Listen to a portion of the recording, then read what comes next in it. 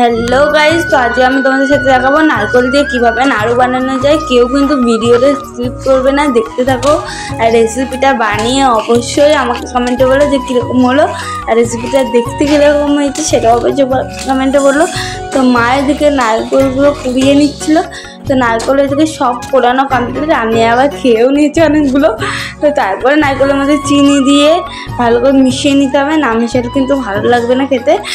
তো এইদিকে মা কড়াইতে দিয়ে নিয়েছিল তেজপাতা, এলাচ, আর তারপর দিয়ে নিয়েছিল এই নারকেলের এই পোড়ানিগুলো, যার সাথে চিনি মেশানো ছিল।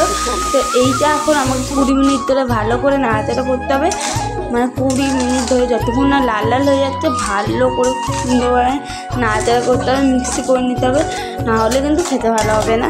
তো চলো পুরো ভিডিওটা এমটাই দেখতে থাকো।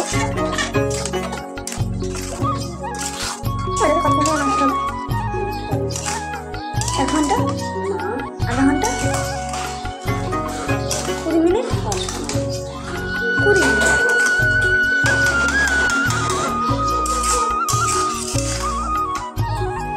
তো নারকেলটা অনেক সুন্দর জাল দেওয়ার পরে দেখতেই পাচ্ছি এরকমভাবে জল জল বেরিয়ে গেছে, আর আরও নাড়াচাড়া করতে হবে, আরও জলটা শুকাতে হবে, নাহলে কিন্তু একদম আটা আটা হবে না, আর খেতে অতটা ভালো হবে না।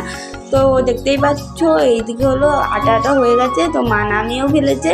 এবার এটা এবার গোল গোল করে পাকাতে হবে নাড়ু, এগুলো আমি পারবো না, তো সেটাও মা করবে, সেটা নিয়ে কোনো অসুবিধা নেই। আর তোমরা কিন্তু নাড়ু করার সময় অবশ্যই জল নেবে, মানে জলে হাতে চুবিয়ে নাড়ুটা করলে খুবই ভালো হয়, আর হাতটাও পড়ে না, তো সেইভাবে করতে হয়। এই বন্ধুরা তাড়াতাড়ি রান্না করে যাও, গিয়ে এই রেসিপিটা করো, খুব সুন্দর লাগবে খেতে। আর আমার একটু চ্যানেলটা সাবস্ক্রাইব করে দাও। দাদা।